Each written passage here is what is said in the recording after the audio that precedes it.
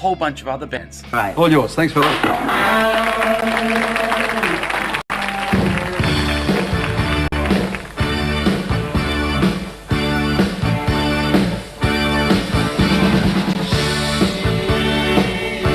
She told me that she loved me.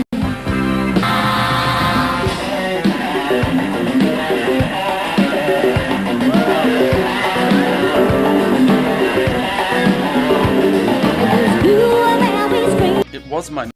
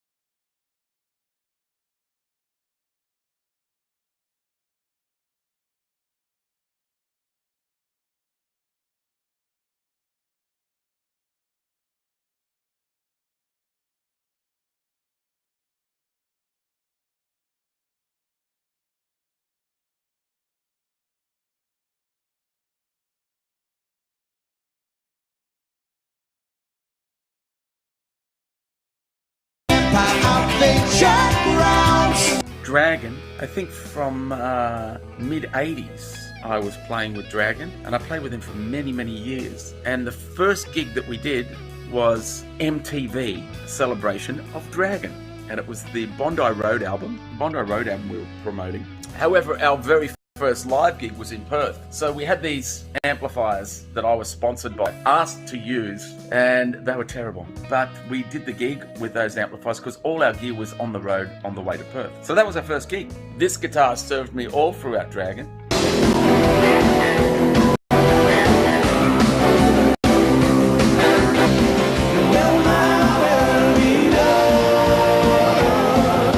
I did have another Strat that I was using as well, but mainly this guitar. With Daryl Braithwaite, I used it a lot because it just had that bell-like tone with the EMGs, and it wasn't so dirty sounding guitar for the stuff that Daryl was doing. So it was perfect in that regard. You see him, he's down on the ground as a broken wing, looking all around. That's the way it's gonna be.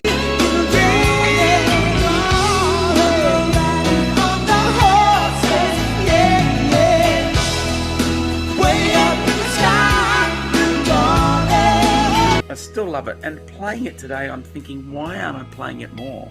So I might do that now, play it a bit more. I want to keep the EMGs because they have that sound, you know, they have that tone. It's very, very cool. The head, that little bit there has been broken off. Don't ask me how, I can't remember. It was glued back on again. It's got marks all over it. I did put this little contraption in that stops the tremolo from moving too much from the center point, but it's kind of a waste of time. The tremolo's fine. It's still there and it's not really connected, but it's there. So that's it. Beautiful feeling guitar. The neck is just gorgeous on this thing. Monkey Boy likes it. Monkey Boy, do you like it? Monkey Boy, do you like it, Monk? He wants to come and play it. So that's my ESP, the Custom Mirage, or the Mirage Custom.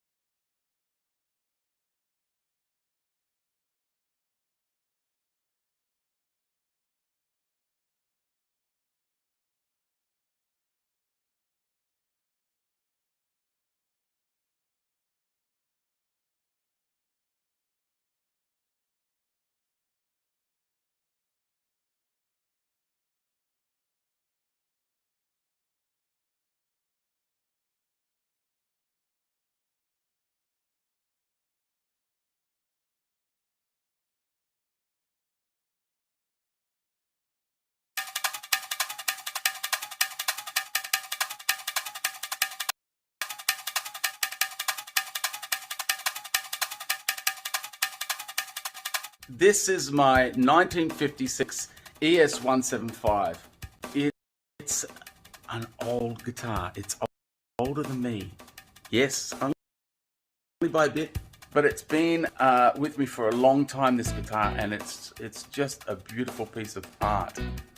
I bought it when I was a teenager. I think it was around about the mid-70s I bought it from Gaslight Music, Darryl Miller. He had told me that Tommy Emmanuel owned it and swapped it for a couple of nylon string guitars because Tommy was getting into the nylon string. And so I bought it. I think I paid about $1,100 for it. I had to go into debt, got a loan, my parents went guarantor, and it's been with me ever since. It was the main guitar that I used for many years. I used it with Stevie Wright on his tour. We were touring the Evie album, and this was the main guitar that I used back then. I got the money in my pocket. I got the cockies in my hand. I got myself a couple of tickets to see a rock and rollin' band. It's such a great guitar, honestly. The pickups are just, it's the best rock sounding guitar I've ever owned. The only problem is that it feeds back if you get loud, like all these guitars do. It's had very little done to it. In the 80s, I got a guy to refret it, and he buggered it, butchered it. All the frets were just hanging over here. I was so disappointed that for years it just stayed like that, and until I took it to, again, Frank Grabisa, who fixed it up and put new inlay in, and it's been beautiful ever since. When I was studying for my jazz diploma at the conservatorium in the 86, this was the guitar I used most of the time because it was jazz, man, it was jazz. I love this guitar. I always have, I always will. I remember once I was working with Jackie Orzarski. Jackie put a pop band together. It was a kind of a new wave pop band with Naomi Ayres, Jackie, Mal Waitford, and Cos Russell. And we were called the Alphabetics, underneath a shop in Sussex Street in Chinatown. Actually, it's more towards Wynyard Way, so it was up the other end. There's a big hotel there now. But I was rehearsing with him. We used to rehearse down there all the time, and they were great songs, amazing songs. And I had to rush off to go and do a session in the afternoon. So in those days, you could park in Sussex Street in the city at all hours, no parking meters or anything. And I remember getting out at my session and realizing that I'd left my guitar behind. I freaked because I knew it was either behind the car or on the footpath. Now, if it was behind the car, I'd driven over and smashed it. Fortunately, after I bolted all the way back, there was nothing there. The guys had gone, and this was in the days of no mobile telephone. So I managed to survive the session and my paranoia, and eventually I got a phone call from Jackie that night saying that he had picked up the guitar because he'd seen it left in the street. So I've had some lucky times, I've had some unlucky times, but I've had some really lucky times. But this is the guy that I will always keep. It's such a beautiful guitar. I think the pickups are original, but I can't be certain because I remember the guy that did the fret job. He's a well-known guy too. I'm not going to mention names, but he's a dick. I don't know, I reckon he swapped one out, and I can't say for sure, and I don't know, but don't trust everyone that you think you can trust. I've changed the bridge, and I've polished that up plenty. I used to even polish up the pickup covers, you know, wet and dry, under the water. Tuners have been changed, they're working fine. The nuts fine, everything else. I still have the original pots that were only changed a couple of years ago by Les Rankin. So, but the pots that were in there originally are like massive, big, caked up with lime. This had a bit of a crack just on the neck joint there.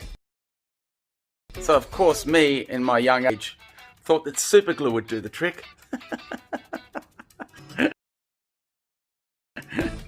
Anyway, it hasn't moved since. It has a couple of loose bits like that. That's loose. It's just not. I'm just not gonna fix it. It has character. I did have a block of wood made for underneath here.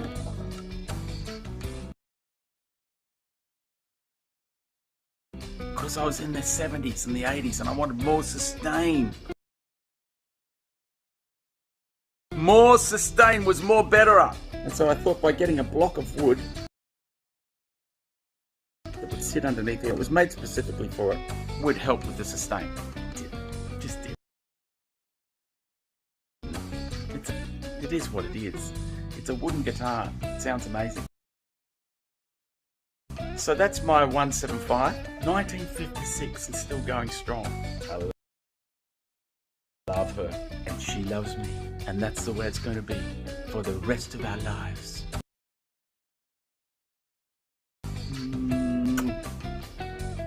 See ya. More guitars to come.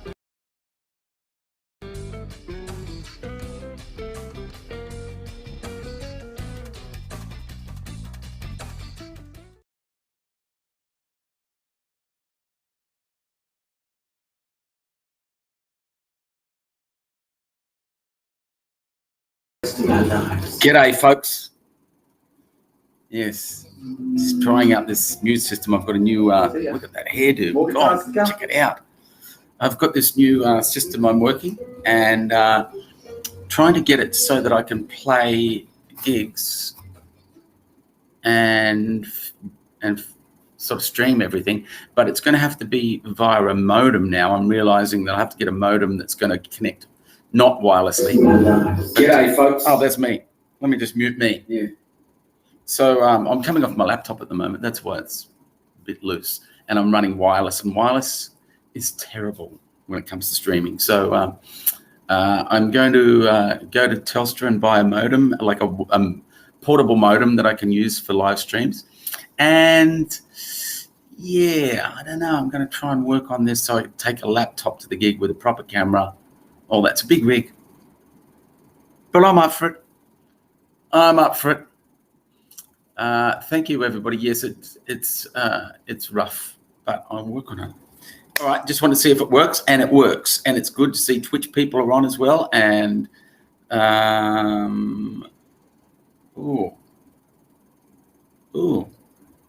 ew, how interesting. Looks like I've responded via Twitch. Anyway, thank you. Now I've just got to, because I'm using a new streaming platform, I've got to figure out how to turn it off. Thank you, everybody. Speak to you soon. Hope all's well. Have a good weekend. Bye.